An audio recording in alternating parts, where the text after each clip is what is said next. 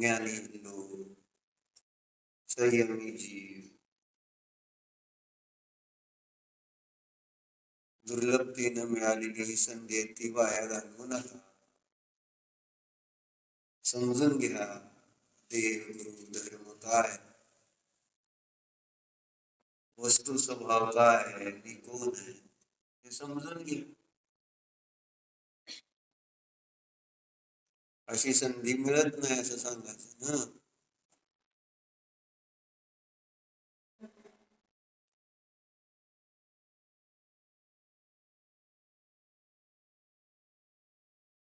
हावरटपणा दाखवला पाहिजे खरं. हावरट कोणाला म्हणतो? आणि कुठे हावरटपणा आम्ही बघ दिसतो आमचा?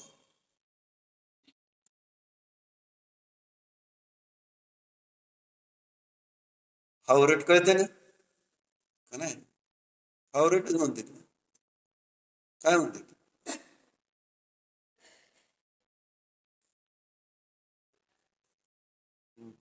पाहिजे सगळं मला पाहिजे, असं असं पाहिजे, सगळं मला, अशी भावना. मग संसारात आपण हावरट असतो, मला सगळं गिऱ्हाईक सगळं तुम्हालाच पाहिजे का नाही? सगळं मला पाहिजे असत आणि त्यासाठी आपण सगळं कोणाला लावलेलं असत. धन, तन, मन, मला मला पाहिजे. काय पाहिजे आपल्याला?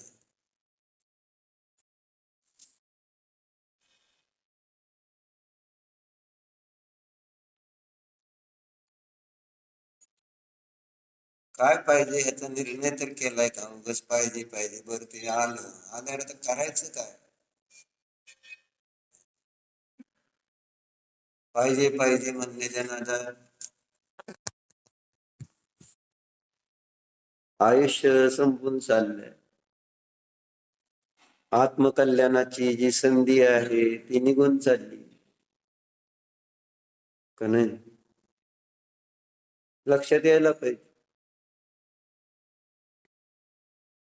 आणि म्हणूनच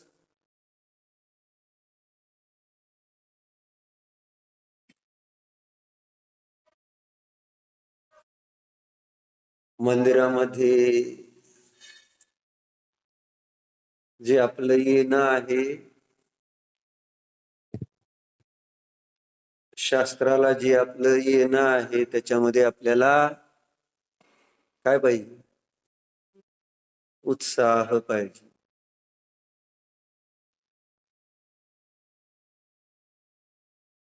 जसं काही दरिद्र्याला चिंतामणी रत्न मिळालं तर एकदम आनंद होतो ना. तसा आम्हाला आनंद वाटला पाहिजे का नाही? मला देवाचं दर्शन करायला, मला शास्त्र ऐकायला आनंद वाटला पाहिजे. इतका आनंद जिनदर्शन उत्साहानं जिनोत्सवामध्ये भाग घ्यावा ही चर्चा आपण बघत होतो. कारण त्याचं फळ किती मोठं आहे, जिनदर्शनाचं फळ किती मोठं आहे हे सांगताना इथं दानशासनम मध्ये आचार्य सांगतायत वासुपूजी की हा जीव भावपूर्वक, कसा भावपूर्वक जिन चैताल्याला जाण्यासाठी विचार करतो. विचार, नुसता विचार, मनापासून विचार करतोय की मला आता देव दर्शन करायला जायचं. एवढं सांगितलं. भावपूर्वक जिन चैताल्य को जाने के विषय में विचार करने मात्र से, विचार करने मात्र से 2 उपवास का फल मिलता है. काय?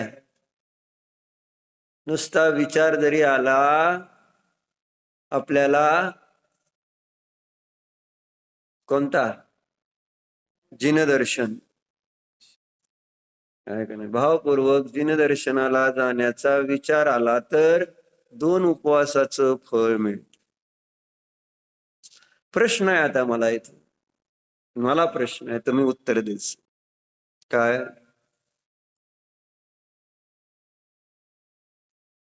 फळ जे सांगितलं ते उपवासाच्या भाषेत का सांगितलं?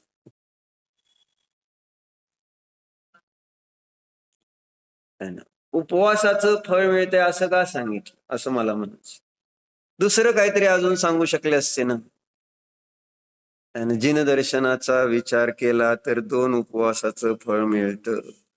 त्या जिनदर्शनासाठी जी आपल्याला बाह्य सामग्री आवश्यक आहे ते दिलं. सामग्री वगैरे के तयार करणे में, है ना, जी अष्टद्रव्य आहे ते शुद्ध करून घेणं, है ना, उत्कृष्ट द्रव्य, ती सामग्री गोळा केली तर 4 उपवासाचं फळ मिळतं असं लिहिलंय इथं. है ना, सामग्री वगैरे के तैयार करने में 4 उपवास का फल मिलता है. अजून मंदिरात यायचंय, विचार केला, है ना, आणि आता सामग्री, तर 4 उपवासाचं फळ मिळत. उपवासाचंच फळ सांगते. 2 उपवासाचं फळ, 4 उपवासाचं फळ, असं का सांगत? प्रश्न आहे मला. उपवासामध्ये असं काय? कोणाला उपवास आवडतो का मला सांग? मग उपवासाचं फळ मिळते असं सांगते. जेव्हा आपण तत्वार सूत्राचं पण वाचन करणार तर आपल्याला सांगितलं गेलं की जो या तत्वार सूत्राचं अध्ययन करतो त्याला 1 उपवासाचं फळ मिळतं असं सांगितलं का नाही? उपवास मध्ये काय? उपवास म्हणजे काय अभिजितजी? काय असतं उपवासामध्ये? तप आहे. हा, उपवास हे चलन आहे. चांगला येते तुम्हाला राव. खरं, चलन मिळल्यासारखं होतंय. म्हणजे उपवासाचं फळ म्हणजे आपल्याला सगळ्यात कठीण तप उपवासच वाटत. बरोबर आहे. कारण अन्नातले किडे, असं आम्हा तर सांगणार शास्त्रात लिहिलंय.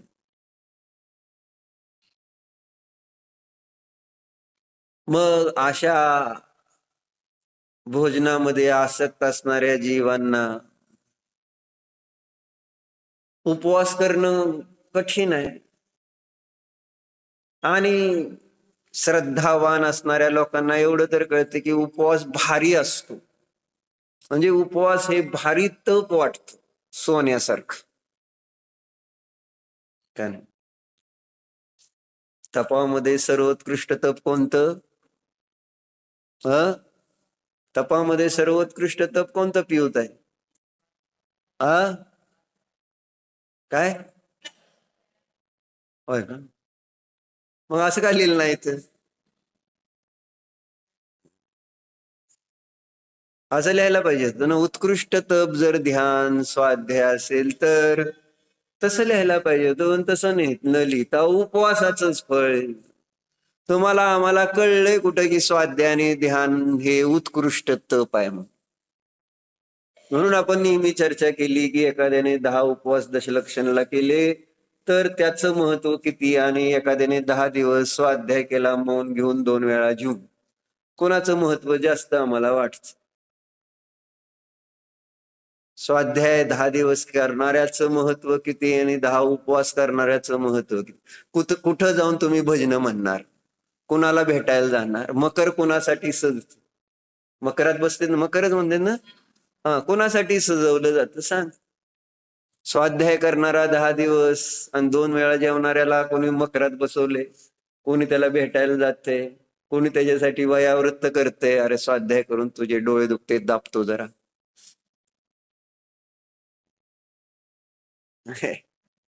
भूक लागल्यानंतर पोट दुखतं म्हटल्यावर पोट दाबतं का कोण? नाही. जाऊ दे. म्हणजे हातपाय वयावृत्त करतंय का नाही त्याच अशक्तपणा आल्यामुळं. अशक्तपणा स्वाध्याय केल्यावर येतो का नाही? स्वाध्याय केल्यावर अशक्तपणा येतो का नाही?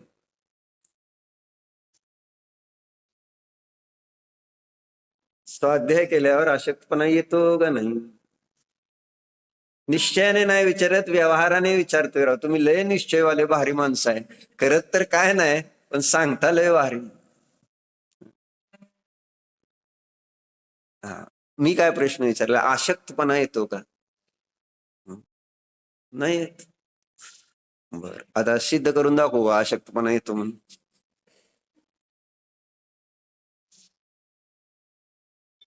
व्यवहारात अति विचार केल्यानंतर काय होत? म्हणजे ऍक्च्युली एनर्जी लॉस कशामध्ये होते माहिती तुम्हाला? तुम्ही काम किती केलं याने तुम्ही एनर्जी लॉस जेवढी होणार नाही तेवढी येते ना. म्हणून आम्हा सर नेहमी सांगते, एखादा मनुष्य दिवसभर खड्डा खोदण्याचं काम करेल, तिथं जेवढी शक्ती त्या ठिकाणी वाया जाईल, ती 1 तास प्रवचन नुसतं जरी केलं तर तेवढी शक्ती तिथं वाया जाते. आणि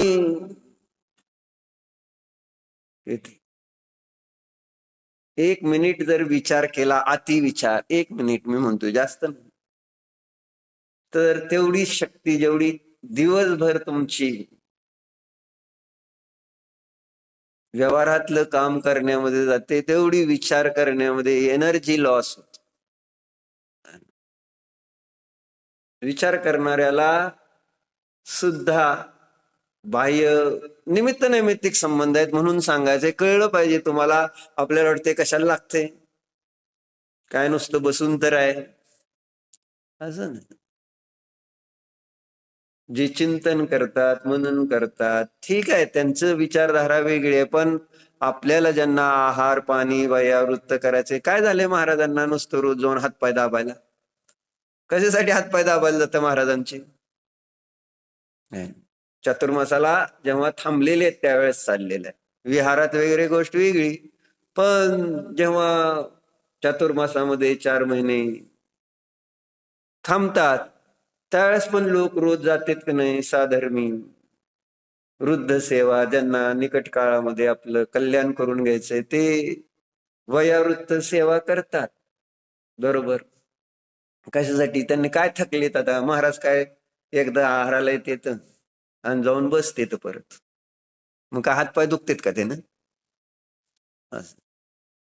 साधूंचं मुख्य तप कोणतं सांगितलंय? स्वाध्याय. आगम चक्षु साहू म्हणून म्हणले. स्वाध्याय हे परम तप. त्यामध्ये एनर्जी लॉस होतो, नाही होत असं नाही. तिथंही गरज आहे असं मला म्हणायचंय.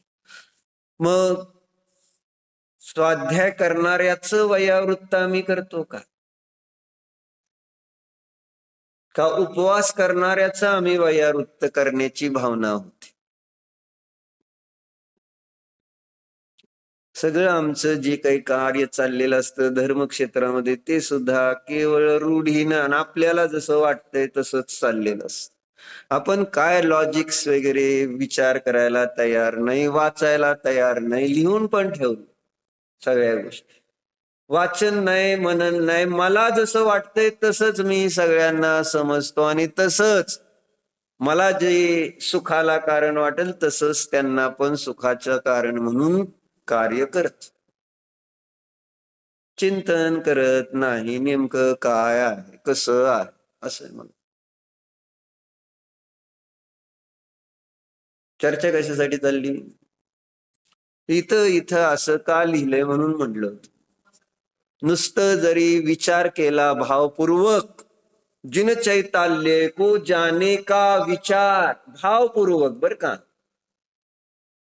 नुसतं जायचंय मंदिरात असं तर सगळेजणच आपण ठरवतो आणि येतो आणि जातो पण घरी.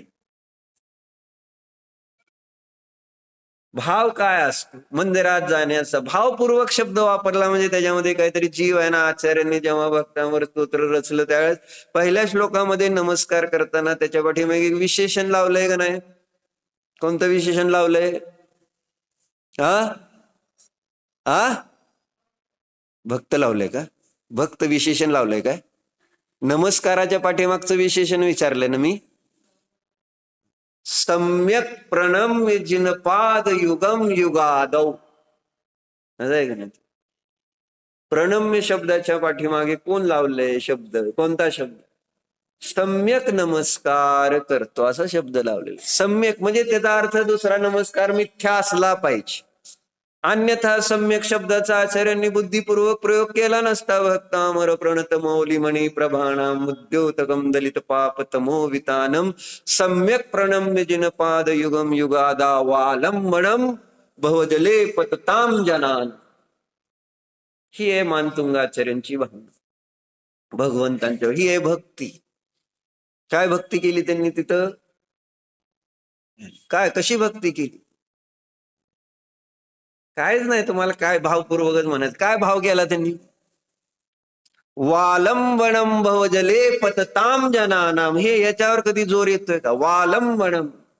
वालंबनम म्हणजे आलंबनम, ते संधी झालेली. सम्यक प्रणम्य युग सम्यक प्रणम्य जिनपादम युगम युगादा. आणि ते औचा अव झालेला असतो वगैरे ते. आणि त्यामुळं ते वालंबनम शब्द आहे, पण ऍक्च्युली तो युगादौ आलंबनम भवजले पतताम जनानाम. हे भगवान मानतुंगाचार्यांचा भाव हा आहे की तुम्हीच त्या ठिकाणी काय आलंबन आश्रय रूप आहात. कोणासाठी? भवजले पतताम जनानाम. तुम्हाला कळतंय? भवरूपी समुद्रामध्ये गटांगळ्या खाणाऱ्या जीवाला एक तुम्ही मात्रच आधार आलंबन आहात. आणि म्हणून मी आपणास नमस्कार करतो, कारण मी पण भव सागरामध्ये गटांगळ्या खातो आहे. ही फिलिंग आहे. आणि ती फिलिंग असल्यामुळं ती भावना आहे, ती भक्ती आहे, तो भाव आहे. कोणता? सम्यक प्रणम. तेच इथं पण आहे. जित भवम अभिवंदे. कशासाठी? मी इथं या संसारामध्ये, या संसाराकडून माझा नेहमीच पराजय होत आलेला आहे. कोणाकडून? संसाराकडून माझा पराजय होत आलेला आहे. तुम्ही संसाराचा पराजय केलेला आहे आणि म्हणून अभिवंद्य आहात असं तिथंही म्हणतात. नियम साहेब. आणि इथं आलंबनम भवजले पतताम जनान. हे भगवान तुम्हीच आलंबन आहात. कोणासाठी? दुःखरूपी सागरामध्ये बुडणाऱ्या माझ्यासाठी.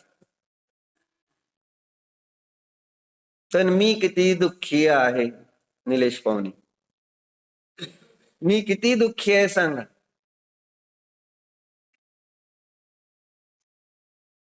मी 200% दुःखी आहे म्हटलं तरी काय अडचण नाही. खरं 100 काय 200 काय, मी दुःखीच आहे खर तर. पण म्हटलं ना, थोडासा पुण्याचा उदय आहे आणि त्यामुळं तो मधाचा थेंब आहे आता तोंडामध्ये. त्यामुळं असं वाटतंय की नाही माझं बरं चाललंय. त्या मधाच्या थेंब तोंडात आहे म्हणून, बाकी काय नाही. म्हणजे साताचा उदय आहे. आम्हाला वर्तमानामध्ये साताचा उदय आहे म्हणून आपल्याला तो भाव येत नाही की मी फार दुःखी आहे. जे मुनिराज ज्यांना सगळं जग पूजतंय ते म्हणतायत मी दुःखी आहे. पियुत आहे. जागरण केलंय का? बरं आहे ना मग? काय सांगतोय? मुनिराज ज्यांना जग पुजतं ते काय म्हणतात, आम्ही दुःखी आहोत. आणि दुःखी आहे म्हणून ते तप करतायत. त्या पापाचा नाश करण्यासाठी तप करतात. ते त्यांना गरज वाटती तप करण्याची. आपण परवा पाहिलाय तो श्लोक ज्ञानार्णव. घोर तप करतेत म्हणून कितवा श्लोक बघितला होता? नाही, बरोबर आहे त्यांचं उत्तर. बरोबर नाही म्हणाल काय झालं. त्यांनी त्या दिवशी आपलं निलिमा काकीवर आरोप केला होता, त्याच्यासाठी त्यांच्या लक्षात राहिले आता 965. त्यात दिलं मुक्तीची इच्छा करणार का नाहीत म्हणून. अशा प्रकारच्या संसार असेल तर, ज्या संसारामध्ये पापी जीव आहेत, दुर्जन आहेत, विवेक रहित आहेत, सम्यक ज्ञान रहित आहेत, अशा या आजूबाजूला सगळ्या लोकांना जाऊ दे, स्वतःला जरी पाहिलं तरी लक्षात येईल की हे सगळं माझ्यामध्ये पण आहे. अविवेक, दुर्जनता, पाप बुद्धी सगळं आहे माझ्यामध्ये, नाही असं. अशा अशा दुःख देणाऱ्या, संक्लेश होणार, ज्या निमित्तात संक्लेश होऊन दुःखच मिळतंय, अशा संसारात का बरं राहायचं.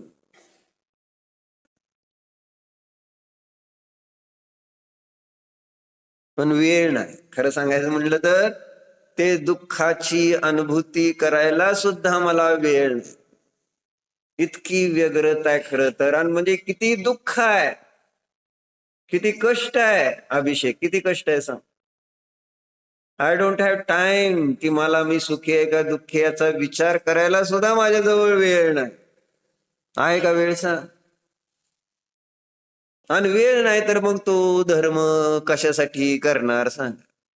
धर्माचं अवलंबन, देवगुरु शास्त्राचं अवलंबन घेणार का ज्याला वेळच नाही मी दुःखी आहे का सुखी याच्यावर विचार करायला. सांगितलेलं पटत नाही तुम्ही दुःखी आहेत तर. कोणाकोणाला पटते आम्ही दुःखी आहे म्हणून. मी तर सांगितले का नाही शास्त्रात. छळ आलेमध्ये तर तुम्हाला पाठ आहे, जेती भुवन मे जीवानंत, असं तर सांगितलं. संसारी जीव, दुःखी जीव म्हटली गेली. मग मी संसारी नाही का, मी मुक्त आहे का, विचार करायला पाहिजे का नको, प्रश्न असा. आणि मग मी जर विचार करणार नाही मी दुःखी आहे आणि मला या दुःखातून मुक्त व्हायला पाहिजे, हा माझा पुढचा प्रश्न येणार कशासाठी. मी दुःखातून मुक्त होण्यासाठी काय करू, कशासाठी माझा आश्रव तत्वावर श्रद्धान बसणार आणि संवर तत्वावर श्रद्धान बसणार सांग. ना मला दुःखाचं कारण आश्रव तत्व वाटतंय, ना सुखाचं कारण संवर तत्व वाटतंय. काय संबंधच नाही. मला दुःखाचं कारण बाह्य कारण, बाह्य निमित्तच वाटतात. आणि सुखाचं कारण पण विषय भोगच भासित होते, धन आधीच भासित होतं, परिग्रह भासित होतो.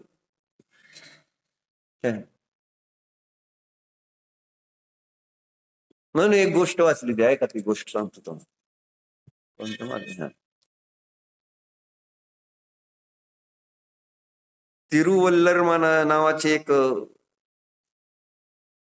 जैनाचार्यच होते खर तर.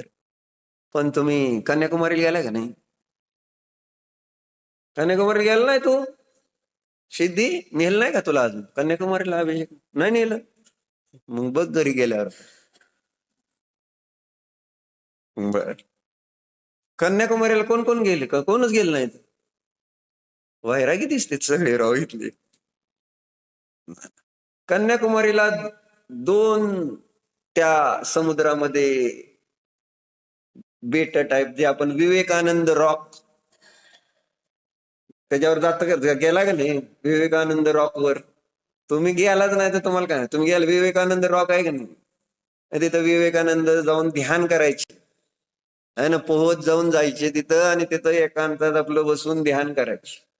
आता आपण बोटीनं सुद्धा जाणं अवघड झालंय, पण ते पोहून जायचे तिथं बसायचे एकांतात आपलं ध्यान करायचे. त्याच्या शेजारी एक ही आहे अजून छोटासा दगड, आणि त्याच्यावर आता एक नवीन प्रतिमा त्यांनी उभा केलेली आहे मोठीच्या मोठी, आणि ती प्रतिमा आहे तिरुवल्लर नावाचे एक महान विचारज्ञ म्हणा, किंवा आपल्या अपेक्षेने जैन धर्मानुसार ते एक महान साधू होऊन गेलेले. त्यांनी ग्रंथ पण लिहिला, तर त्या ग्रंथाचं माझ्याजवळ नाव नाही, म्हणजे लक्षात नाही. बर, तर त्यांना एका शेठजीने प्रश्न विचारलेला आहे. काय ती गोष्ट आहे?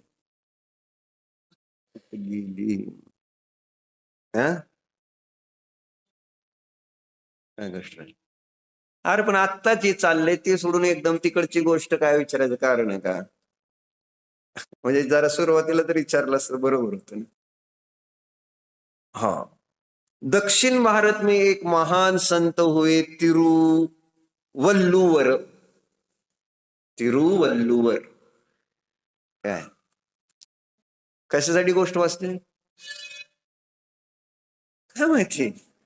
म्हणजे इतके इतके चमत्कार काय तुम्ही सगळे सांगितलं का? की सांगा कशासाठी गोष्ट वाचायला लागलोय?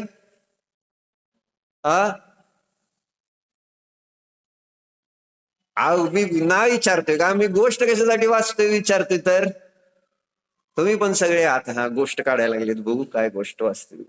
अरे पण कशासाठी गोष्ट वाचतोय वैभवरा? आपल्याला दुःख आहे हे आपल्याला समजलं पाहिजे, आणि त्या दुःखाचं कारण समजलं पाहिजे, आणि त्या दुःखाचं कारण जर आपण समजून घेतलं तर त्या दुःखाला दूर करण्याचा उपाय पण केला जाईल. पण मला दुःख आहे आणि ते दुःखाचं कारण हे आहे, आणि म्हणून मला त्या दुःखाच्या कारणाला दूर केलं पाहिजे, ही विचारधारा आपल्यामध्ये प्रवाहित होणारच नाही ना. तुम्ही धनच गोळा करत बसणार, नाही तर विषय भोगाची साधनच गोळा करत बसणार. उद्योग काय तुम्हाला दुसरा माहितीच नाही तर काय? म्हणजे माझी पोझिशन काय, मी काय आहे, जसं आपल्याला रोग झाला, आजार झाला, तर काय आपल्याला कळतं का? डॉक्टरकडे गेल्यावर डॉक्टर सांगतो तुमची अशी अशी गंभीर परिस्थिती आहे, तुम्हाला आता ऍडमिट करावं लागेल, औषध पाणी ऑपरेशन सगळं सांगितलं, त्यानुसार तुम्ही ते करणार. मग का तुम्हाला कळलं? तुम्हाला थोडाफार त्रास झाल्या त्यावेळेस तुम्ही जाताय आणि डॉक्टरला विचारता असा त्रास होतोय, डॉक्टर चेक करतो, सगळे ब्लड टेस्ट वगैरे सगळं करतो, त्याच्यात जर एखादा गंभीर आजार असला तर डॉक्टर काय म्हणणार? हे डॉक्टरला कळणार ना, ती आपल्याला नाही ना कळत. तसं प्रॉब्लेम आहे. आपल्याला काय प्रॉब्लेम आहे हे कळायला भानगड नाही ना. तुम्ही नाही कळल्यामुळे तुम्ही येणार पण नाही देवगुरु धर्माजवळ आणि विचारणार पण नाही, आणि छोटी छोटी दुःख होतात, त्या दुःखासाठी तुम्ही जाता, आणि मग त्या थोडस पुण्याच्या उदयात थोड्या थोड्या इच्छा पूर्ण झाल्या, एक मधाचा थेंब परत पडला, तुम्ही विसरून जाता सगळं दुःख, परत आपल्या गाढवासारखं राबायला तयार आहे, बैलासारखं. तर ही चर्चा, त्याच्यासाठी चर्चा वाचतोय अमृत काका. दुःखाचं कारण काय? बरोबर आहे का? आपण दुसऱ्याला पण अभिजितला पण फोन करून सांगता का नाही दुःखाचं कारण कोण आहे ते?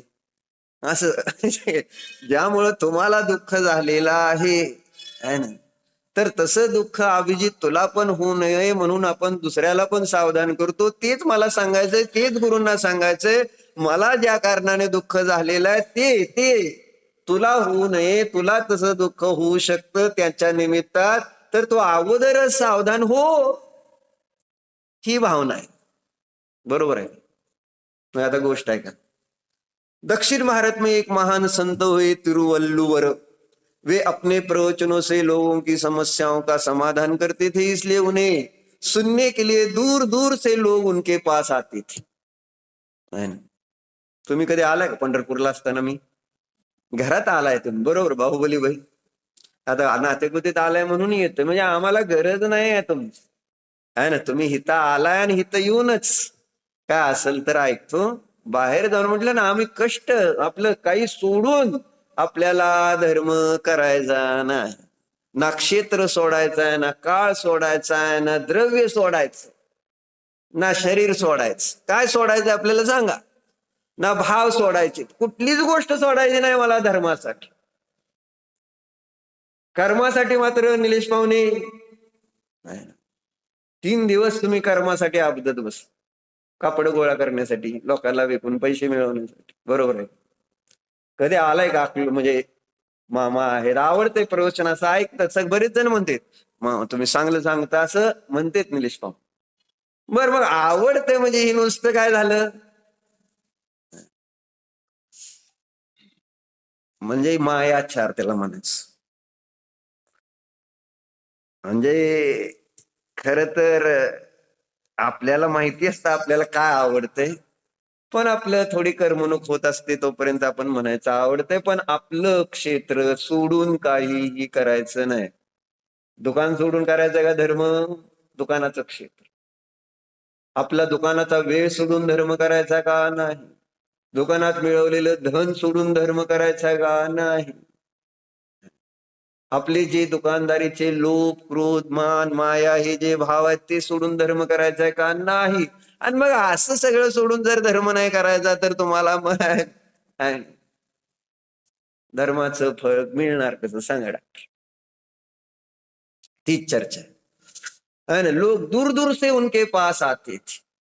समजलं की हे ज्ञानी आहेत आणि आपल्या समस्याचं समाधान आहे, पण तुमचा विश्वास आहे की आपल्या समस्येचं समाधान जिन देव, जिन गुरु, जिन धर्माजवळ होणार नाही. पूर्ण विश्वास आहे मान.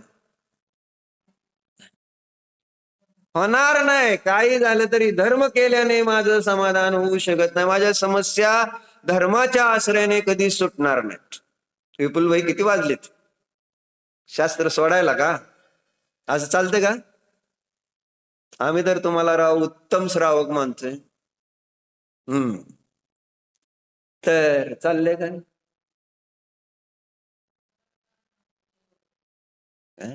समस्या आपल्याला पक्की गॅरंटी आहे की माझी समस्या नाही, तर तुम्ही कधी समस्या घेऊन देवाजवळ येऊन त्या समस्येचं समाधान प्राप्त करण्याचा प्रयत्न केलाय का? विश्वासच नाही ना.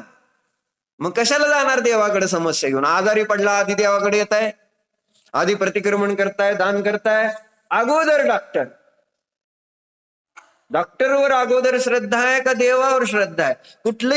कुठलीही अडचणी होते पहिल्यांदा कोण आठवायला पाहिजे? कोण आठवतं?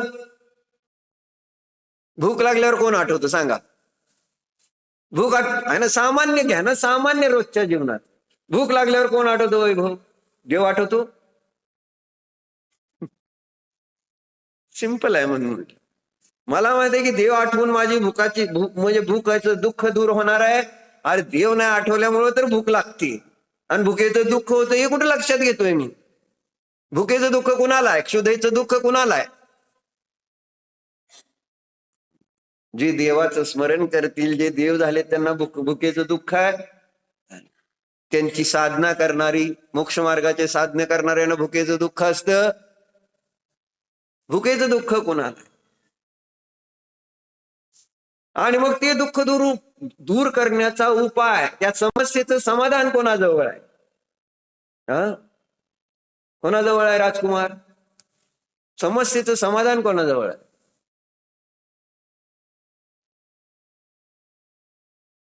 तेच मला सांगायचं. आपण आपल्या समस्येचं समाधान अजून सुद्धा देव, गुरु, धर्माद्वारे होणार असं आपलं आपलं आपलं म्हणलं ना, ज्ञान, श्रद्धा, आचरण व्हायला तयार नाही. म्हणून तर सांगतोय संगतीत या, नीट समजून घ्या शास्त्र. कारण जर सम्यक ज्ञान नाही झालं तर अशांती आणि दुःखच मिळणार असं लिहिलंय का नाही? काय लिहिलंय? काय लिहिलंय वैभवराज?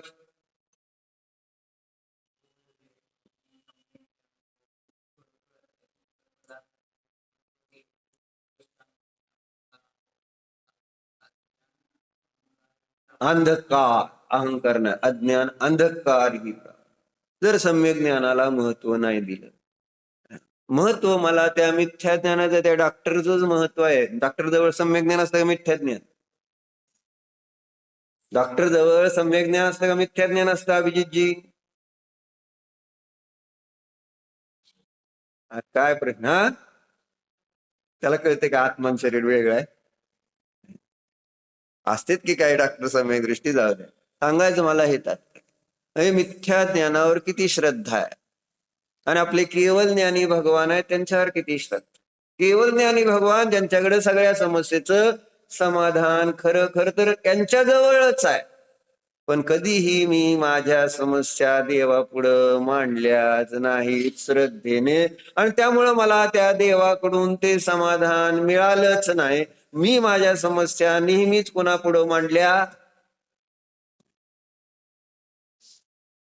अज्ञानी आणि जड वस्तूंसमोर. जड वस्तू पुद्गलासमोर माझी समस्या, की जे समस्येचं समाधान करणारी नाही आहे. पुद्गल समस्येचं समाधान करतं? अचेतन वस्तू आहे, अजीव आहे, ज्ञान आनंद रहित आहे. हा, ते माझं समाधान करू शकेल? जो मला ज्ञान पाहिजे, मला जो आनंद पाहिजे, मला दुःख नको, ते पुद्गल द्रव्य माझं समाधान करेल ज्ञान आणि आनंदाचं, दुःख दूर करण्याचं. पण मी त्याचंच अभिनंदन करणार. मला काल एक सुद्धा कोणाचा मेसेज दिसला नाही. काल म्हटलं होतं अभिनंदन करा जे जे मंदिरात आले, शास्त्राला आले. कोणी कोणी टाकले मेसेजेस सांगा व्हॉट्सअपवर. टाकला का? छान, तुमचं अभिनंदन. थँक्यू. भाऊ टाकलं. काय संबंध आहे? काय संबंध आहे? ही काहीतरी जितूबाई सांगणार आणि आपण असलं काय पण करत बसायचं का? म्हणजे काय पण असं, त्याचा अर्थ आम्हाला वाटतोय काय पण. हॅपी अॅनिव्हर्सरी टाकली, हॅपी बर्थडे टाकला, कोणाला तरी पुढाऱ्याचं कॉंग्रॅच्युलेशन्स केलं, तर तुम्हाला काय पण करतोय असं वाटत नाही. आणि इथं मी तुम्हाला चांगलं सांगितलं की देव गुरु धर्माचं दे आणि श्रद्धान केलं, सेवा केली, दर्शन केलं, तर मात्र त्याचं अभिनंदन करताना लाज वाटते आपल्याला. बरोबर आहे का? असू द्या, चर्चा. म्हणून काय सांगितलं इथं, त्या ज्ञानी संत होते आणि संसारातल्या ज्या काही समस्या होत्या त्याच्या समाधानासाठी बरेच लांब लांबवरून लोक येत होते. जसं म्हणजे असं जातेत लोक आजारी पडल्यानंतर, कुठं पण लांब लांब जातात. आणि पैसे मिळवण्यासाठी सुद्धा लांब लांब जातात. आपण गुजरातवर नाही आलो माहितीये का? लांब लांब जातो आपण, पण कशासाठी जात हे महत्वाचं. एक बार एक नगर में पहुंचे. कौन? तिरुवल्लुवर. उनके प्रवचन को सुनने के पश्चात एक सेठ ने हाथ जोड़कर निराशा का भाव लिए उनसे कहा. शेठजी आले त्यांच्याकडे. माझ्याकडे तर कोणीच येत नाही शास्त्र सुटल्यावर, सगळी गेलेली असते. नाही, हे सांगितलं ते सांगितलं, ह्याचं काय त्याचं काय, असं काय काय नाही. तर आम्हाला अडचण नाही तर तुमच्याकडे काय म्हटलं, काय प्रश्न आहे का विचारलं इथं तुम्हाला? प्रश्न ढूंढते रह जाएंगे प्रश्न. इतका चांगला धर्म आहे, प्रश्न सुद्धा निर्माण होऊ देत नाही, तुला प्रश्नाची चिंता सुद्धा होऊ देत नाही. इतका धर्म चांगला आहे. काय विचारच करायचा विषय नाही, त्यामुळे प्रश्न काय. आणि संसारात जावा किती प्रश्न आहेत, तरी तिथं जाणार. अनेक प्रश्न आहेत, अनेक प्रश्नाची समाधान नाहीत, उत्तर नाहीत, पण तरी तिकडच जाणार. तिथनं उत्तर मिळत नाही, तिथनं केवळ प्रश्नच. एका प्रश्नातून दुसरा प्रश्न, तिसरा प्रश्न. हे रहाडगाडग जे आपल्याला इष्टोपदेश मध्ये सांगितलं. विपत्तिमात म्हणून नाही, विपत बहुपदावर्ते पदिके अतिवायते यावत तावत भवदन्या प्रचुरा विपद पुर. एक विपत्ती संपली की दुसरी. एक प्रश्न सोडवायचा प्रयत्न केला तर दुसरा प्रश्न. जसं अँटीबायोटिक एक घेतली तर दुसरं काहीतरी साईड इफेक्ट. म्हणून एक अँटीबायोटिक बरोबर डॉक्टर त्याच्याबरोबर एक पित्ताची गोळी देते, अजून 2-4 गोळ्या दिल्याशिवाय ते असं होतं. साईड इफेक्ट किती. परवा पण एक ठिकाणी बघताना अँटीबायोटिक म्हणजे काय, रोग बरा करण्याचा उपाय नव्हे, साईड इफेक्ट, दुसरे त्याच्या शरीरामध्ये रोग तयार करणाऱ्या गोष्टी. बरं असू दे. चाललंय का आपलं? शेठजी, एक शेठजी अमृत काका, काय झालं, शास्त्र सुटल्यानंतर ते शेठजी त्यांच्याकडे गेले आणि हात जोडून निराशा आहे ना, काय ना काय दुःख त्रास होतच. त्यांनी म्हटले, गुरुवर मैंने पाई पाई जोड़कर अपने इकलौते पुत्र के लिए अथाह संपत्ति एकत्र की है, मगर वह मेरी इस गाढ़े पसीने की कमाई को बड़ी बेदर्दी के साथ बुरे व्यसनों में लुटा रहा है. मैं बहुत उलझन में हूं, पता नहीं भगवान किस अपराध के कारण मेरे साथ यह अन्याय कर रहा है. काय झालं? काय झालं? शेडजीची समस्या काय आहे? पायी पायी जोडली होती, गरीब होता तो शेडजी, आहे ना. आणि मग अभिजित गरीब होता ना. आणि मग कणाकणाने धन साठवलं साठवलं साठवलं, परंतु पुत्र असा निघाला की त्या ठिकाणी अजून कणाकणानं पैसे साठवतोय, पण धर्म काय करत नाही. ही पण एक समस्या आहे खरं तर. नवीन समस्या आपल्यामध्ये एक ही तयार झाली.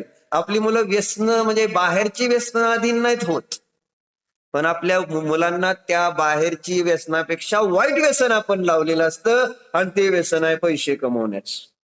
त्यामध्ये आपल्याला हे कळत नाही की आपला मुलगा आणि या पैशाच्या पाठीमागे लागलं तर धर्म कर्म मुलं बाळ आपल्याला सुद्धा विसरेल, याची पण भीती वाटत नाही. राजा काका वाटते भीती? मुलगा पैसे कमवायला लागलाय, वेळ नाही, दादा आजारीत का, बरं असू दे घरी, माणूस ठेवतो, पण दुकानात गिरायकला सोडून जाणार का? आणि तुम्हाला पण कळलं की बाबा दुकानात चालू आहे गिरायक, आणि निलेश तुमच्या जवळ आलाय, तुम्ही काय म्हणताल? अरे हिथं काय गिरायक आहे, तिथं हाय की मी आहे की अजून चाललोय का? सगळ्यात मोठी समस्या वर्तमानामध्ये सगळीकडे हीच आहे. आणि काल आम्ही फलटणला गेलो, तिथं पण असे मोठे मोठे व्यापारी उद्यम करणारे गरीबाचे श्रीमंत केलेले पायी पायी जोडून, पण त्यांची मुलं आज काय करते, पायी पायी जोडण्यामध्येच इतकं घाण व्यसन लागलंय, आणि ते व्यसन आता आपल्या बायकांमध्ये पण शिरले, आणि आपल्याला त्याची काळजी नाही. बायकांना पण व्यसन लागले दुकानदारीच. लागले का नाही? एकदा बसवलं ना त्या दुकान, पैसे अशी विचित्र गोष्ट आहे, एकदा ती आहे ना, त्याची लत म्हटलं ना दारूपेक्षा वाईट. आणि बायकांना पण कळायला लागले की पैसे असे मिळतेत, मग बायकांना पण दुकानदारी जास्त आवडू लागते, संसारातली कामं ती करायला तयार नाहीत. अशा समस्या आम्ही पंढरपूरमध्ये बघितल्यात. काही महिलांना आता दुकानात जावं लागतंय, घरात एकटे एकटे असते, काय असतेत प्रॉब्लेम्स, आणि पैसे खूप मिळवायचेत ना, म्हणून मग बायकांनी पण या दुकानात. पण बायका कधी म्हणत नाहीत, बिचाऱ्या इतक्या चांगल्या असते की नवऱ्याला म्हणत नाही या माझ्या स्वयंपाकाला मदत करायला. तुमचं काम आहे रे तिथं म्हणायला, बाहुले बाई या स्वयंपाक करायला म्हणून. असं म्हणला का कधी तुम्ही? दुकानदारी बघताय ना तुम्ही त्यांची सगळी. एक उदाहरण म्हणून पिऊताई मदतीला नको का मग नवऱ्याने जायला, व्यवहार असा असतो का? पण बायकांना ती सुद्धा बुद्धी नाही. बायकाला असा शानपणा वाटतो की मी घरचं पण सांभाळते आणि मी पैसे पण मिळवते. आजकालच्या जे सिटीमध्ये अति शिकलेल्या बायका दोन्ही कामं करावं लागते, आणि त्याच्यात त्यांना मान मोठेपणा वाटतो, आणि मग चिडचिड होते, कामाची ओढा म्हणजे वेळेची ओढाताण होते, आणि कुठंतरी मग त्याचा स्फोट होतो. गपचीप बसावं ना, घरी बसून संस्कार करणं हे फक्त म्हणजे भारतीय महिलेचं काम आहे. जेवढं नवरा आणून देतो तेवढ्यामध्ये समाधानी राहणं, आनंदात राहणं, प्रेमाने दोन घास खाऊ, त्याने काय आणल तेवढ्या ह्याच्यात, आणि ती ताकद असते तुमच्यात, कारण मी बघितलेली आहे ती ताकद. बायका स्वतः उपाशी राहतील पण सगळ्याला खाऊ घालत, आणि भाजी संपत आलेली असते, गोड एखादी गोष्ट जास्त पाहुणे कोणी आले संपत आलेली असते, एखाद्या वेळेस आवडलेली असते. आणि जसं काल अभिजितनं कधी डाळीचं सांबर खात नाही, काल इडली सांबर केलं होतं, त्याला डाळीची अलर्जी आहे, थोडं पित्त होतं, आणि 2-4 दिवसात पित्ता वेळेला येतो, आहे ना. पण काल सांबर केलं, त्याला आवडलं, मग बायकोने त्याला माहित होतं करतंय, त्याला एकच म्हणजे आवडत नाही डाळ सांबर, म्हणून त्याच्या वाटणीची एकच वाटी केली होती, आणि ह्यांनी 4 वाट्या पिल्या. पण बायकोचा विचार केला नाही की बायकोसाठी शिल्लक राहिलंय का, आणि बायको मात्र विचार काय केला की ह्यांना आवडले ना, दिली, तिथं राहिलंय का नाही ह्याचा विचार करा, माझ्यासाठी राहतंय का नाही हा विचार नाही. इतक्या चांगल्या आपल्या बायका असतात, म्हणजे तुमच्या सांगतोय मी. हा काय झालं? मग भारतातलेच सांगतो की मग कुठल्या फॉरेनच्या सांगतो? तुम्ही फॉरेनच्या आहे का?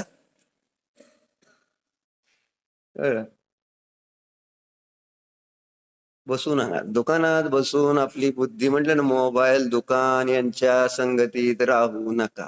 जर एक तर पर्याय आपल्याला माहिती आहे शास्त्रानुसार जिनेंद्र देवाने सांगितलंय, ती पर्याय पापाच्या उदयात मिळालेली असते आणि याची निर्जरा करणं अनिवार्य, आणि त्याच्यासाठी भयंकर तप करावं लागतं. सहजासहजी तप करून सुद्धा अनंग शराचे अनंगधाराचे आपण बघितलं, किती वर्ष त्या जंगलात राहिली, उपवास किती केले, शेवटी अभयदान दिलं, पण स्त्री पर्यायाचा छेद करू शकली नाही. It's not easy. सोपं नाही ते, हे सांगायचं. तेव्हा आपल्याला आता मिळालाय चांगला धर्म की ज्याद्वारे स्त्री पर्यायाचा छेद होऊन मला आहे ना सम्यक तो प्राप्त करून आपण पुढे मोक्ष मार्ग घेऊन मोक्षाला जाऊ शकतो. अशी एक उत्तम सुवर्ण संधी म्हणा, प्लॅटिनम संधी म्हणू. आता सुवर्णाला महत्व कमी राहिलं, सुवर्णापेक्षा प्लॅटिनम महाग असतं ना. कुठलं कुठलं धातू असतो बघ, आहे ना. विकता का तुम्ही, विकताय? चेतनजी म्हटले असते तुम्ही त्यांचा प्रचार करताय. बाय सांगायचं काय, तर ही संधी, हा बायकांना सांग, संधी वाया घालवू नका. तुम्हाला काय मिळालंय हे तुमच्या लक्षात घ्या. नका नादी लागू यांच्या, नका लागू धनाच्या नाद. काय सुद्धा नसतं त्याच्यामध्ये, नीट लक्षात घ्या. पण आणि परत काय होतं, तुम्ही भोग पण भोगत नाही. धन मिळवण्याचा एकदा छंद लागलाय ह्यांना, भोगाची सवय आहे का, आणि तुम्हाला भोग भोगण्याची आवड असते नसते का, आणि ते भोग भोगायला सुद्धा तुम्हाला वेळ मिळणार नाही तेजश्रीत आहे, बरोबर आहे का. दुकान, पैसे किती मिळवायचे, पुढे काय करायचं, त्याच किती होते, किती झाले, आणि अजून किती पाहिजे, विचार तर करायला पाहिजे का नाही. म्हणून परिग्रह परिमाणाचा फार महत्वाचा सिद्धांत आहे. हे ज्याच्यामुळं बुद्धीमधले विकल्प श्री काका कमी होते. कशामुळं, परिग्रहाचं परिमाण केल्यामुळे. नाहीतर मग किती वय झालं शरीराचं, आपल्याला किती करायचं, आपल्याला किती बाहेर माग आपल्या किती जण आहेत, आणि तरी आपल्याला किती करायची भावना आहे, लोकांसाठी किती समर्पण आहे आपलं, आहे का नाही, आहे का नाही. होय नाही तर नाही तर म्हणा की राव, मला हे सांग. आता काय करायचं आपल्याकडे, म्हणजे इतका मोठा केवळ ज्ञानाचा साठा आहे तुमच्या घरात, तुमच्या बंधूच्या निमित्तात. एक एक ग्रंथ दिवसभर वाचन मनन, बघा तुमचा पुण्याचा उदय. काय नको आपल्याला, फक्त वाचन मनन ज्ञान ध्यान करायचं, आणि मस्त बघ सगळेजण तुम्हाला खाऊ पिऊ घालते.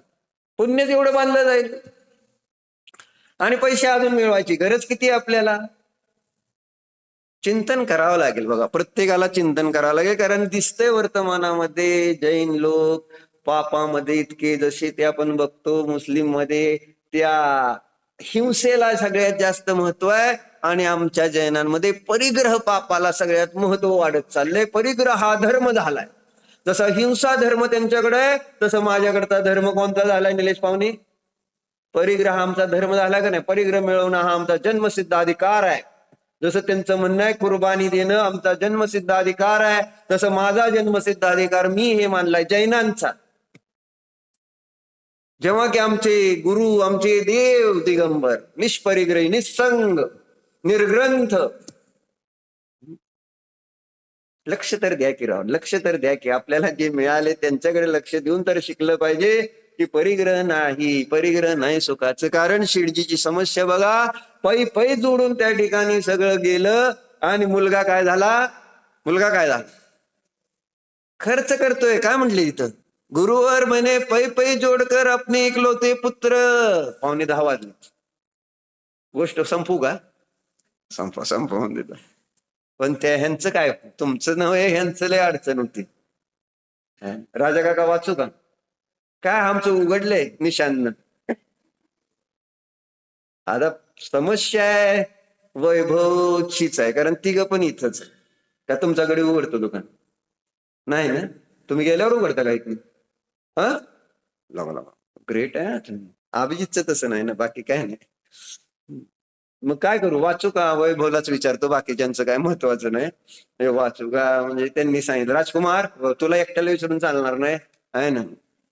राजकुमार वाचू का बस करू? काय काय आवाज येऊ दे. बरं वाचतो, याच्यात वेळ नको घालवायला. बघा परत गोष्टी राहतात. गुरु मैंने पाई पाई जोड़कर अपने एकलौते पुत्र के लिए अताह संपत्ति एकत्री की, मगर वह मेरी इस गाढ़े पसीने की कमाई को बड़ी बेदर्दी के साथ बुरे व्यसनों से मैं लुटा रहा है. मैं बहुत उलझन में हूं, पता नहीं भगवान किस अपराध के कारण मेरे साथ यह अन्याय कर रहा. तुमच्या लक्षात येते एक काय करतोय? एक भाई जो है वो क्या करता है, म्हणजे एक मुलगा असा आहे जो व्यसनात आहे आणि दुसरा मुलगा कसा आहे? दुसऱ्या व्यसनातच आहे. तुम्ही असं एखादा मुलगा व्यसन करतोय आणि पैसे लुटतोय म्हणून आम्हाला हे समजायचं कारण नाही की तो वाईट आहे, आणि आमचा मुलगा पैसे मिळवतोय म्हणजे आमचा मुलगा व्यसनी नाही. बरोबर आहे का राजा? तुमचा मुलगा जास्त वाईट आहे का दारू पिणारा मुलगा जास्त वाईट राहील? सांग. लक्षात येणं मला खरंच म्हणजे विचार करण्यासारख्या गोष्टी आहेत. मग संत ने मुस्कुरा कर कहा, सेठ जी तुम्हारे पिता ने है ना तुम्हारे लिए कितनी संपत्ति छोड़ी थी. सेठ बोला है ना, पिताजी तो बहुत गरीब थे, उन्होंने मेरे लिए कुछ भी नहीं छोड़ा था. संत ने कहा तुम्हारे पिता ने तुम्हारे लिए कुछ भी नहीं छोड़ा, इसके बावजूद तुम आज धनवान हो गए. उत्तर दिले का नाही?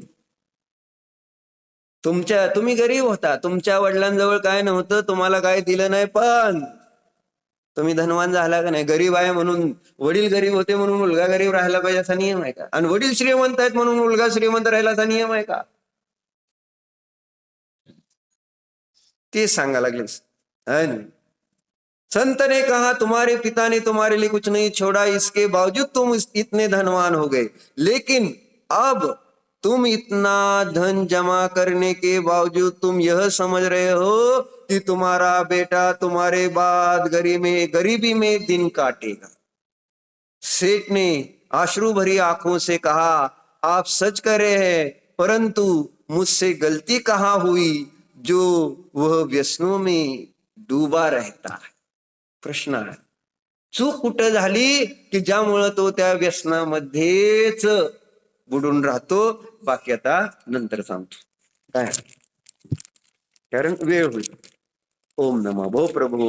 मी मनोचन काय प्रकारे अनुमोदन सरंभ समारंभ क्रोधमान माया लोभ प्रमाद इत्यादी विभावांच्या माझ्या करून या बाबा खऱ्या देशा गुरु यांचा विनय झाला. घेतलेल्या व्रतामध्ये व्यतिक्रम अतिचार अनाचार दोषला, एकेंद्रियापासून पंचेंद्रियापर्यंत ज्या काही जीवांची हिंसा योजना झाली, स्वाध्याय करीत असताना घडलेले या सर्व दोषाविषयी मी पश्चाताप व्यक्त करून क्षमा. हे माझे सर्व दोष मिथ्या हो, मी माझ्यामध्ये राहू, या सर्व दोषाविषयी मी प्रायश्चित्त.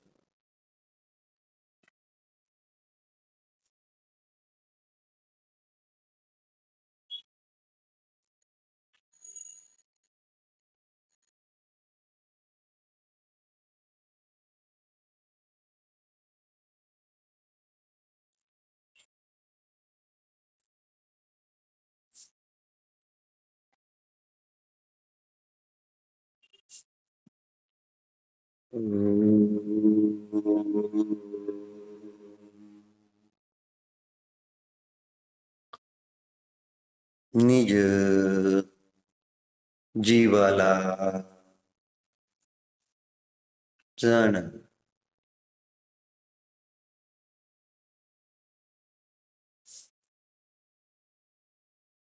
मी ज्ञानानंद स्वभावी जीव आहे.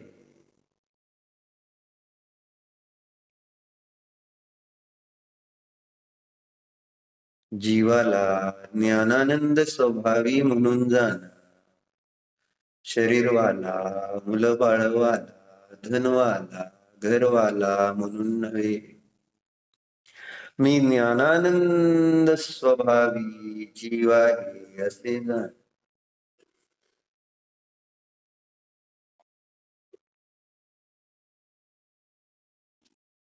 मी सर्व परद्रव्यापासून भिन्न निसंग निर्ग्रंथ आहे.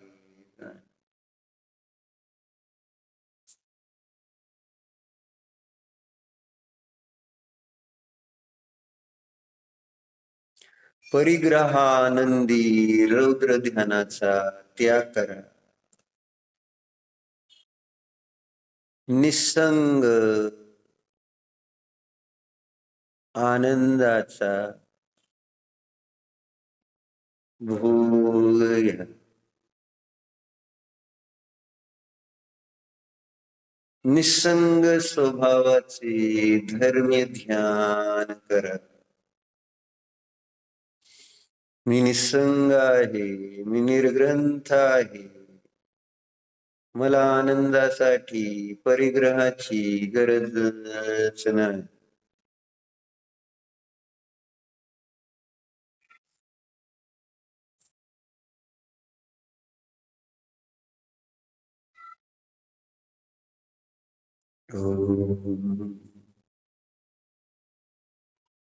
विसर्ग